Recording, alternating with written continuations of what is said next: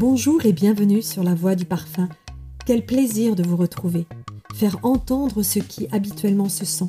Voilà ce que je propose dans ce podcast consacré au parfum. Avec la saison 3, nous entamons un voyage sensoriel où histoire, confidence, émotions et sensations stimulent nos sens pour plus de bien-être grâce au parfum. Écoutez les fragrances, laissez-vous porter par la voix et invitez l'ouïe et l'odorat à se donner rendez-vous avec votre imaginaire. Avec les belles senteurs et les mots, savourons ensemble cette rencontre avec le parfum au travers de nouvelles interviews aussi passionnantes qu'inspirantes.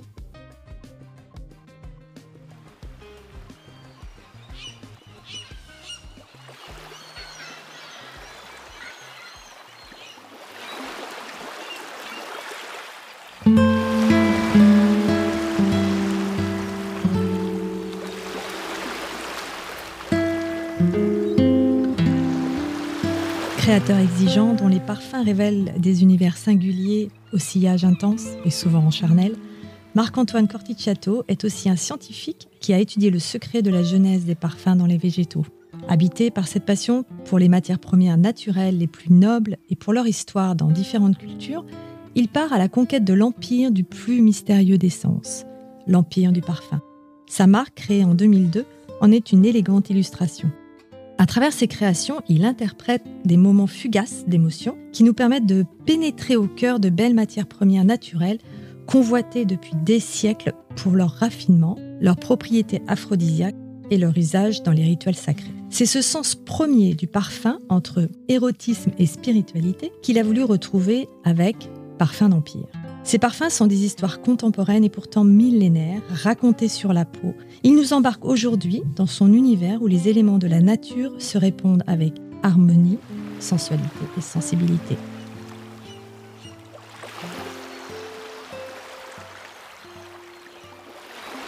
Bonjour Marc-Antoine et merci de nous partager votre passion, votre métier, votre vie. Bonjour Isabelle et merci à vous. Je suis ravie de vous accueillir sur La Voix du Parfum. Là, je viens de citer certains éléments de votre univers. Tout est lié, la nature, la terre, ses trésors, les matières premières. Du Maroc, de votre enfance à la Corse familiale, vous avez tissé un lien particulier avec elle, avec la terre, avec la nature. Est-ce que vous pourriez nous le présenter, ce lien, avec vos mots à vous ? En fait, pendant très longtemps, je n'ai pas pu expliquer pourquoi j'étais devenu parfumeur. C'est une question récurrente qu'on nous pose souvent. Je ne vous la poserai pas. Non, mais et je me souviens de ma première attachée de presse, Marie-Chantal, la charmante Marie-Chantal, qui m'avait dit, juste avant ce premier lancement, il va y avoir cette question, pourquoi êtes-vous devenu parfumeur ? Et réponds, et je ne savais pas. Et là, ça m'avait dit, tu n'auras qu'à dire comme tout le monde que tu avais été frappé par les parfums de ta mère qui portaient tel truc le soir et tel truc le jour. Et à l'époque, je n'osais pas dire que ma mère a toujours détesté les parfums. Et je crois que je suis arrivé à ce métier grâce ou à cause de chocs olfactifs dans mon enfance, puisque j'ai eu la chance de naître et de grandir dans 3 univers olfactifs très forts. Donc, les orangeries de mes parents au Maroc, où je suis né, entouré de mes parents absolument exceptionnels, hors normes, je dois le dire. Je veux les citer, Barbara et Paul, qui sont partis, hélas, beaucoup trop jeunes, mais qui ont eu le temps de nous apprendre le vrai, le beau, à savoir l'humain. Donc ça, c'est ce premier univers olfactif, de choc olfactif. Donc, le deuxième est bien entendu le maquis corse, puisque j'ai grandi entre ce maquis corse et les orangeries. Et puis le troisième, ce sont les chevaux, l'univers du cheval. On va en parler tout à l'heure. Je suis cavalier depuis très jeune.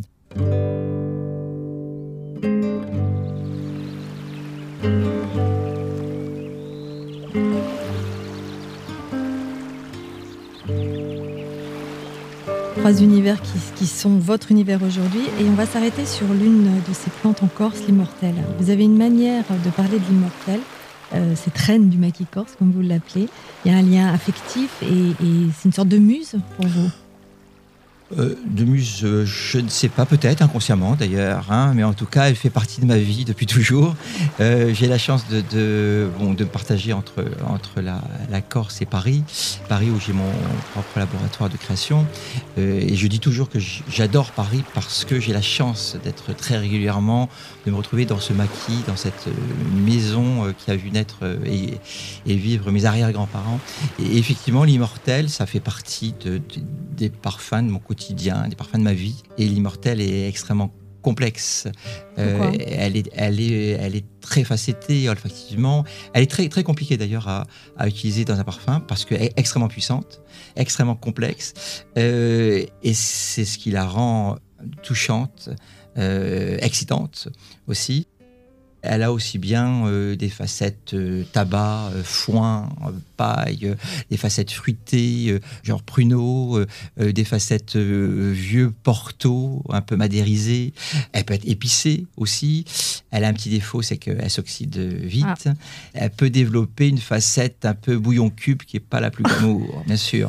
Mais elle est extrêmement puissante. Donc je l'aime, je l'utilise souvent en toute petite quantité. Donc, de toute façon, la Corse est très souvent dans mes créations. Très présente, très présente, que ce soit pour les créations pour Parfums d'Empire ou pour d'autres maisons. Et la Corse est au moins présente en filigrane. Voilà. Mais l'immortel, elle est compliquée, mais elle est passionnante.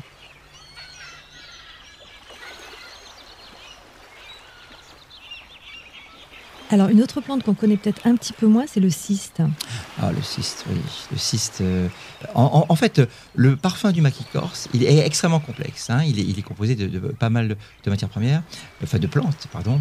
Et si on veut résumer le parfum du maquis corse, on arrive très difficilement à le reproduire. Eh bien, on doit citer l'immortel et le cyste, bien sûr. Le cyste qui vient brûler au cœur de certains parfums moyen-orientaux. Et il a ce côté résineux, chaleureux, sensuel, voire sexuel. Il y a pas mal d'extraits de cyste sur le marché. J'ai une passion, particulière pour le cyste, l'absolu de cyste SIS de Biolande, qui est le plus puissant du marché, qui est le plus beau, qui a un cyste craqué, qui est un cyste curé. Mais selon le projet, selon le parfum, donc j'utilise différents cystes. Mais voilà, deux matières, deux plantes, deux ingrédients, l'immortel et le cyste, extrêmement puissants, extrêmement facetté, avec une profondeur. Moi, d'une manière globale, j'aime beaucoup, c'est vrai, la matière naturelle, parce que pour moi, le naturel, de la vibration, ça a une énergie, je suis très sensible aux énergies, même si pour certains, ça peut paraître stupide, mais c'est très important pour moi, au quotidien d'ailleurs, pas que pour les ingrédients utilisés dans mes parfums. Donc la matière naturelle, elle a ce côté vivant, et donc pour moi, ces vibrations m'intéressent beaucoup. Et ce qui n'empêche pas d'utiliser aussi de la synthèse, hein, parce qu'il y a de très belles choses en synthèse, et synthèse et naturel sont complémentaires.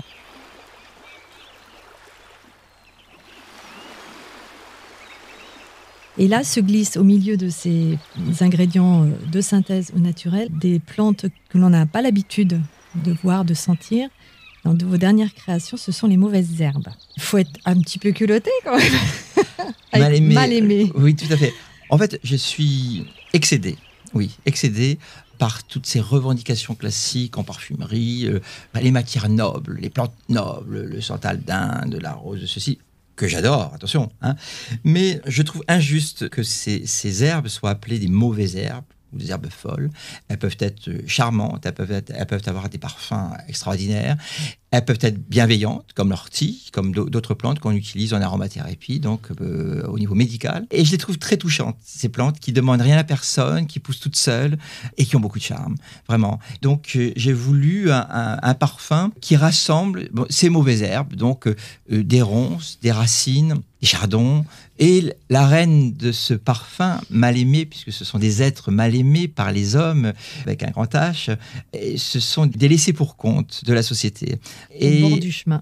Exactement, ouais. Exactement. Et donc la reine de ce parfum mal aimé, c'est l'inule. L'inule qui est une plante Donc une mauvaise herbe qu'on va trouver un petit peu de partout, surtout dans les régions du sud, notamment en Corse, mais partout sur des parkings, des terrains vagues, au bord des plages, dans le maquis. Ça ressemble à quoi? C'est une herbacée qui doit monter jusqu'à même 1 mètre de haut et qui a des feuilles assez collantes et qui développe des petites fleurs jaunes adorables et qui n'avait jamais été utilisée, donc son huile essentielle n'avait jamais été utilisée en parfumerie, mais utilisée en aromathérapie puisqu'elle a pas mal de vertus et notamment pour tout ce qui est pulmonaire. Et cette inule, elle m'accompagne depuis toujours dans mon maquis et je n'ai jamais eu le cœur de l'arracher de mon... Trop délicate. Oui, et trop charmante. Donc, j'ai toujours refusé de l'arracher de mon jardin en Corse. Donc, voilà donc, le mal-aimé qui, finalement, entre nous, a, même si c'est vulgaire d'en parler, un prix de revient absolument astronomique. mais voilà, donc ça me faisait plaisir de les mettre en avant. Et puis, mal-aimé, c'est aussi avant tout un hommage à un ami très cher, disparu, Lucien Aquaron, qui a été vraiment un grand ami et quelqu'un d'absolument extraordinaire et avec lequel, vraiment un compagnon de maquis et de brousse. Lucien était un ingénieur thermicien, spécialiste de l'extraction de plantes à parfum et on a pas mal bourlingué ensemble. Avec Lucien, pendant longtemps, on se disait cette inule, personne ne l'aime, elle est vraiment merveilleuse, il faudrait l'utiliser, il faudrait la faire connaître. Mais Lucien est parti trop tôt. Aujourd'hui, dans Mal-aimé, il y a de l'huile essentielle d'inule qui provient donc des productions des fils de Lucien Aquaron, donc Alexandre et Stéphane Aquaron. Il doit être content et reconnaissant là où il est. Oui, il doit trinquer à notre santé.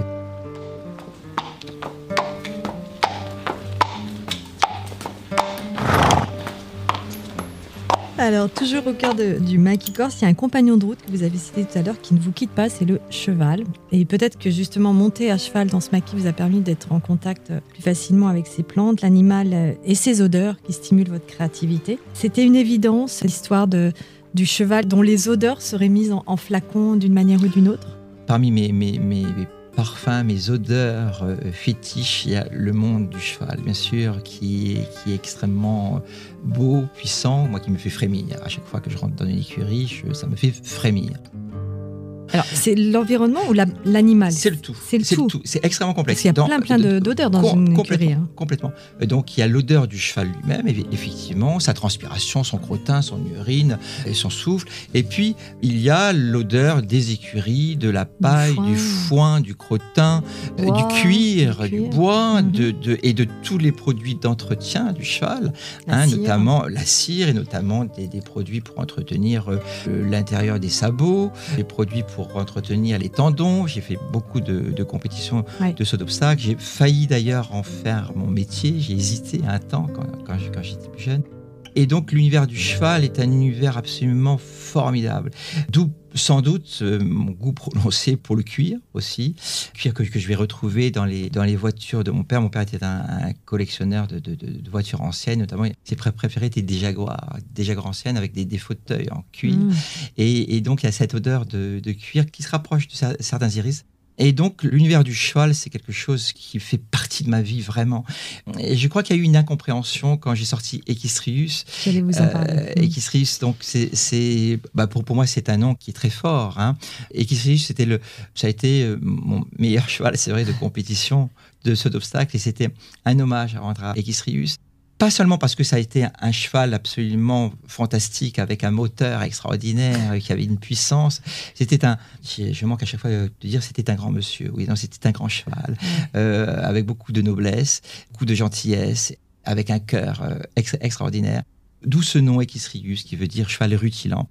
Et là, je n'ai pas voulu travailler les notes d'écurie classique, le cuir, etc. J'ai voulu travailler le souffle du cheval. On n'en parle jamais.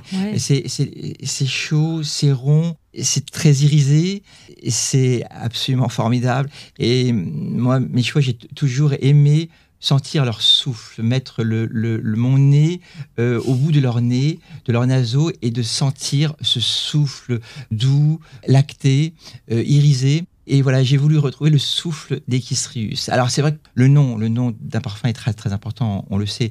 Et Equisrius, ça fait penser donc au cheval, donc et les gens ça s'attend d'une note cuirée animale. Bon. Eh ben donc, non. Et donc Equisrius est un travail autour des iris de Florence, du bois de santal d'Inde, de la graine d'ambrette. Et donc il ne rencontre pas le succès qu'il mériterait. Et on se rend compte qu'il intéresse surtout des professionnels ou des gens extrêmement pointus. Donc j'espère qu'un jour, le faire connaître davantage. On espère aussi.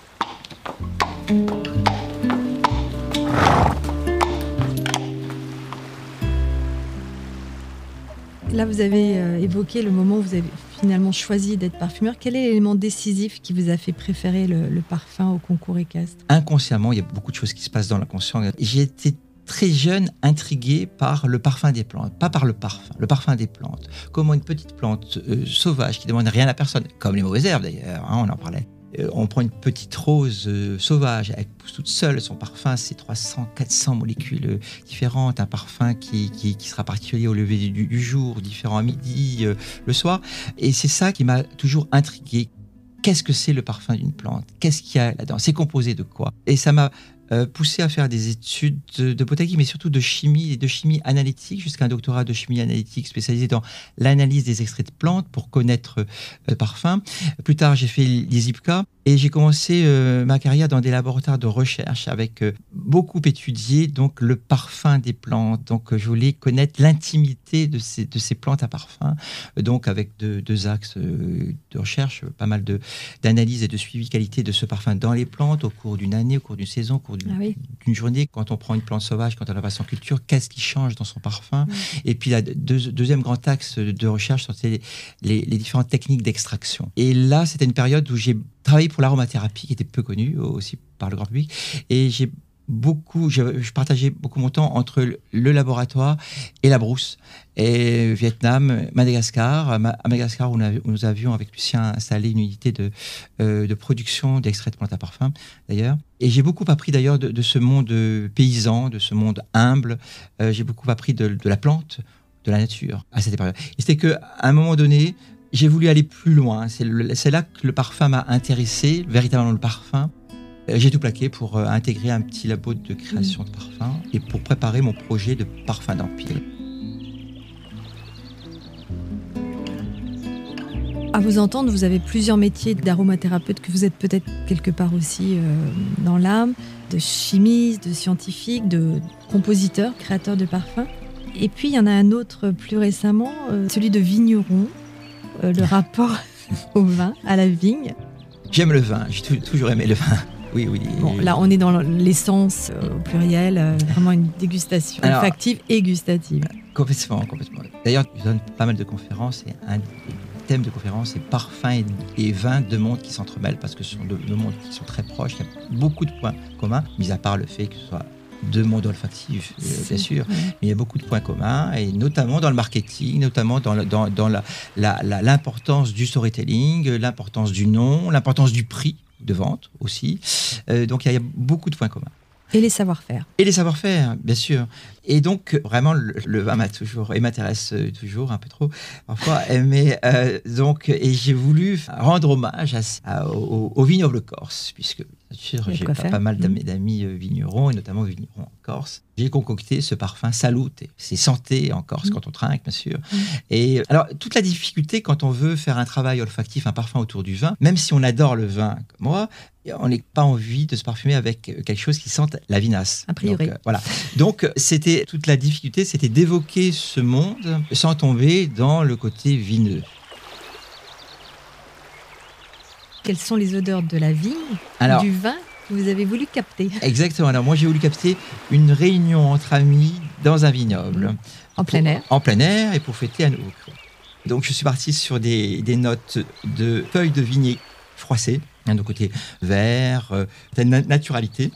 Et puis des extraits de lis de vin, ce sont des mares de raisin, donc pour évoquer donc l'alcool. J'ai voulu évoquer quand même la cave. J'adore les parfums de cave, ce côté minéral de pierre, ce côté un petit peu mousse moisie. J'ai évoqué tout ça par différentes facettes. Et puis, je voulais quand même parler de la part des anges, hein, cette partie de vin qui s'évapore à jamais. Donc, j'ai travaillé sur un mélange iris-musc pour évoquer cette part des anges. C'est un parfum, bizarrement, il a eu un départ un peu difficile. Et plus le temps passe, eh bien, plus on nous le demande.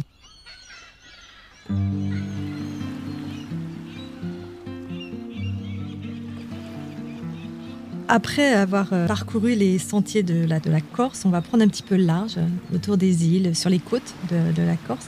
Parlez-nous de Cargèse ou de Scandola. Ah, Scandola, la presqu'île de Scandola, un des joyaux de la Corse. Hein. Donc, c'est une presqu'île qui n'est accessible que par la mer. Ce sont des montagnes de roches ocre qui plongent dans une mer d'un bleu absolument extraordinaire. C'est une réserve, classée d'ailleurs au patrimoine mondial de l'UNESCO. J'y vais souvent.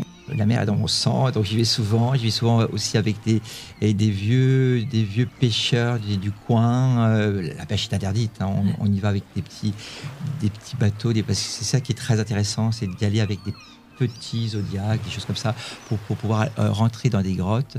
Et quel que soit le jour, quelle que soit la période de l'année, il y a toujours une lumière absolument extraordinaire et ça change tout le temps.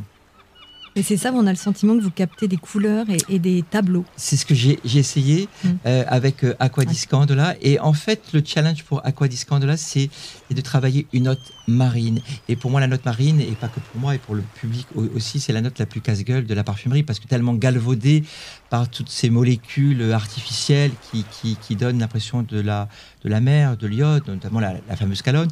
Et j'ai voulu obtenir cette note aqueuse marine sans ces molécules artificielles tellement utilisées, qui font dire souvent à juste titre au public, dès qu'ils sentent un peu trop ça, c'est très bas de gamme.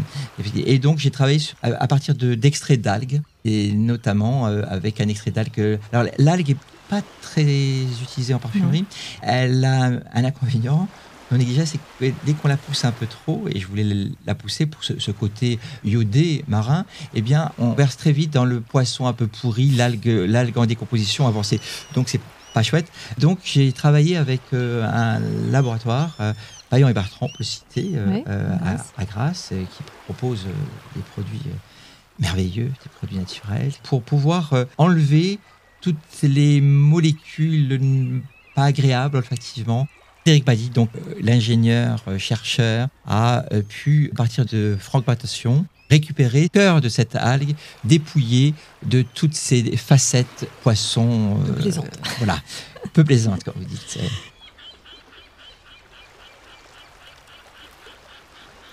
La terre, la mer vous inspire, et il y a la dimension du ciel, ou plutôt spirituelle, que j'ai envie d'aborder avec vous.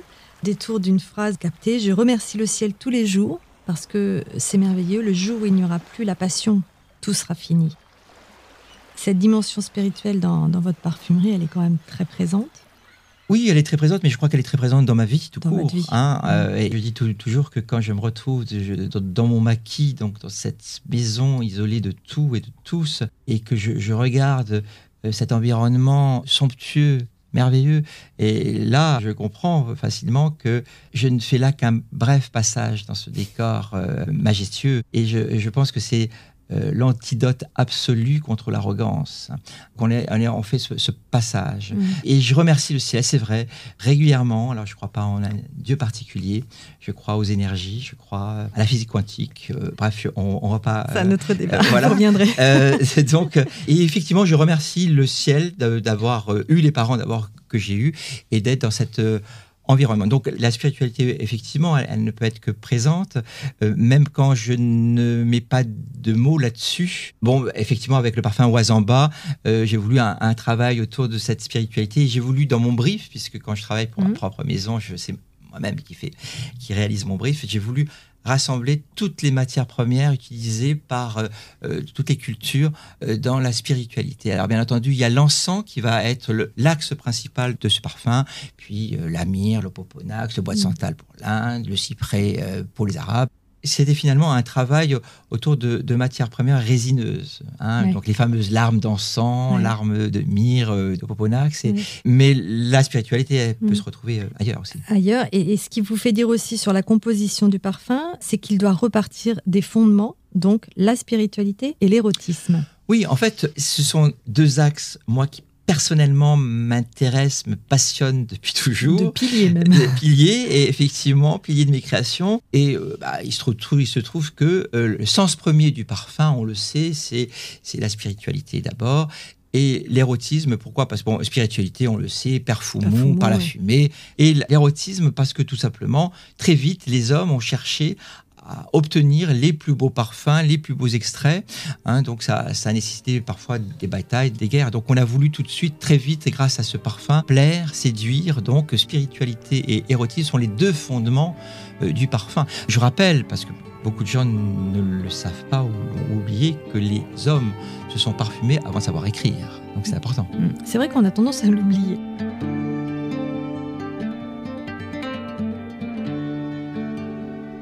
Vous dites, la parfumerie, c'est de l'illusion olfactive. Est-ce que c'est une formule un petit peu provocatrice ou derrière cette expression, il y a peut-être ce côté magique, surnaturel, illusionniste Quand je dis que la parfumerie peut être de l'illusion olfactive, c'est quand le parfumeur, dans certains cas, doit constituer le parfum d'une plante, les fameuses fleurs muettes qui n'existent pas à l'état naturel. Donc forcément, c'est de l'illusion olfactive que de recréer un muguet, un lilas, un lys. De l'illusion olfactive parce que aussi on entraîne le cerveau dans une histoire qui est l'histoire de la marque du parfumeur. Ma particularité peut-être, quand j'entame un parfum, la création d'un parfum, et ce sont des amis parfumeurs qui m'ont fait remarquer, je n'ai jamais en tête une seule seconde un profil de personne, un homme, une femme, jeune, moins jeune, dans tel ou tel pays. C'est une histoire que je veux raconter. Et j'espère simplement qu'elle va pouvoir toucher du monde. Mais je n'ai pas cette idée de cible qui est le truc classique de la parfumerie, du marketing. Le cible, que je trouve d'ailleurs ce terme absolument atroce. Donc c'est un homme ou une femme de tel âge à tel âge qui aime ceci, qui aime cela, qui vit à droite, à gauche. Donc c'est vraiment véritablement une histoire. Ça peut être des parfums paysages, comme la collection l'Héritage Corps. Ça peut être des parfums abstraits, comme le cri. J'ai voulu travailler sur la lumière, le cri de la lumière, le renouveau. Bref, c'est une histoire et ce n'est pas donc une cible.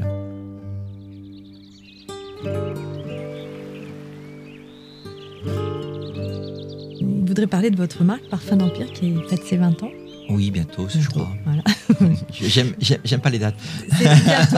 C'est une jolie date quand même, 20 ans, qu'on va fêter avec joie. Et ce nom évoque donc les multiples facettes du parfum, ses fonctions impériales, c'est sur le mot, sur nos sens, et en même temps la notion de conquête. Ah oui. Ouais. Pour moi, le parfum est une sorte de remise en question. Le parfum est conquête. Le parfum doit être conquête. Ça peut être une conquête amoureuse, une conquête spirituelle, c'est donc le sens premier du parfum, on l'a dit, et conquête de soi. Pouvoir aller sur de nouveaux chemins olfactifs, c'est aussi mieux se connaître. Donc le parfum doit être conquête. Alors, quand on dit conquête, souvent on m'a dit oh là là, prononce pas ce mot, ça fait guerrier, ça fait sanguinolent. Tu t'appelles parfum d'empire, donc on pense au premier empire, à Napoléon. On me jette toujours ça à la figure. Parfum d'empire, c'est parce que c'est l'empire des sens. Le parfum, c'est l'empire des sens. Pour moi, le parfum ne fait pas intervenir que le sens olfactif, c'est tous les sens. Donc, d'où l'empire des sens. Alors, c'est vrai qu'une marque qui s'appelle En Parfum d'Empire, parfumeur Marc-Antoine Corsicato qui revendique l'accord, c'est vrai que naturellement, on me jette dans les bras de Napoléon. C'est pas ça. Donc, la conquête, c'est pas une conquête de quête sanguinolente, une conquête guerrière. C'est une quête. C'est d'abord une quête, effectivement. Oui. Et c'est pour ça que je dis que le parfum doit être conquête. Et là, je veux aussi dire que c'est pas la peine d'aller toujours vers le même type de parfum. C'est pas la peine de se laisser mener par le bout du nez par les histoires de marketing. santé, on a le droit d'aimer ce qu'on veut d'ailleurs, hein, mais on se rend compte que plus on sollicite son nez, quand je dis solliciter son nez, ça ne veut pas dire passer son temps dans les parfumeries, hein, ça veut dire solliciter son nez au quotidien, quand je rentre dans une pièce, quand je prends le métro, quand je sens l'autre, quand je déguste un bon vin, un pot-au-feu. Donc, prendre conscience qu'on a un nez et s'attarder un petit peu sur le sens olfactif. Et là, on forme son nez beaucoup plus facilement qu'on le pense et inconsciemment, souvent. Et ce sont ces gens-là qui viennent nous voir et qui sont capables de dire cette odeur, ce parfum, je connais pas, mais je peux aimer. Celles et ceux qui ne sollicitent pas régulièrement leur nez, vont aller toujours vers, parce qu'on a toujours tendance à aimer ce que l'on connaît. Et donc, on a tendance à traverser une vie dans un univers olfactif très pauvre, et c'est bien dommage. Quand on a, et souvent c'est inconsciemment, curiosité olfactive. Je déteste ce terme de culture olfactive, c'est très prétentieux, et puis on s'en fout, il n'y a pas besoin de culture olfactive, hein, mais de curiosité olfactive. Quand les gens me disent, vous savez, moi, j'y comprends rien en parfum, mais on s'en fiche, il n'y a pas besoin de comprendre. C'est ça qui est merveilleux avec le parfum, il n'y a pas besoin d'être un spécialiste du parfum. On aime, on n'aime pas, mais on se rend compte que comme pour la musique, comme pour la peinture, plus on sent, et pas que du parfum, plus on sent, plus on va s'éloigner de notes olfactives que l'industrie nous jette à la gueule du matin au soir, quand ce soit dans les parfums chic, cheap, de shot, bref, et on va pouvoir trouver du plaisir à aller vers des senteurs nouvelles. Voilà. Et c'est ça qui est intéressant, et c'est pour ça que le parfum doit être quête, comme vous l'avez dit, pour arriver à être conquête. Oh, c'est une belle fin. Je crois qu'on va s'arrêter là en vous remerciant de cette invitation à sentir, ressentir davantage. Et petite question que j'ai envie de vous poser, quelle est la plante, hors Corse ou pas, vers laquelle vous avez envie d'aller lui faire raconter une histoire En ce moment ? Oui. Oh. Il y en a beaucoup, vous savez, hein, c'est ça qui est... C'est fascinant, vous n'avez pas terminé. Non, oui, il y en a beaucoup. Et heureusement, le jour où il n'y en aura plus, c'est déjà mort. Il y a... Je suis très superstitieux en plus, donc je veux pas. On peut éluder. Comme toutes les sorcières corses, donc. Alors c'est pas une plante.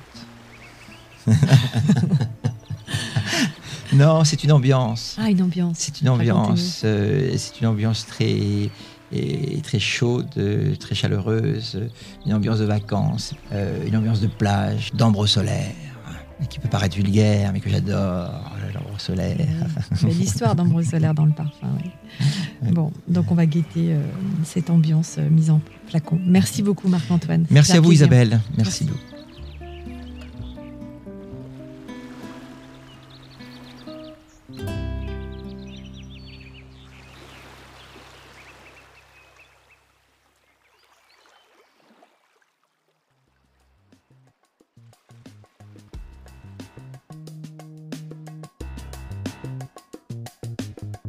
Merci de nous avoir suivis sur La Voix du Parfum. N'hésitez pas à liker, commenter, partager et à vous abonner. On se retrouve très bientôt pour une autre interview ou lors d'une échappée belle sur La Voix du Parfum, le podcast. À bientôt!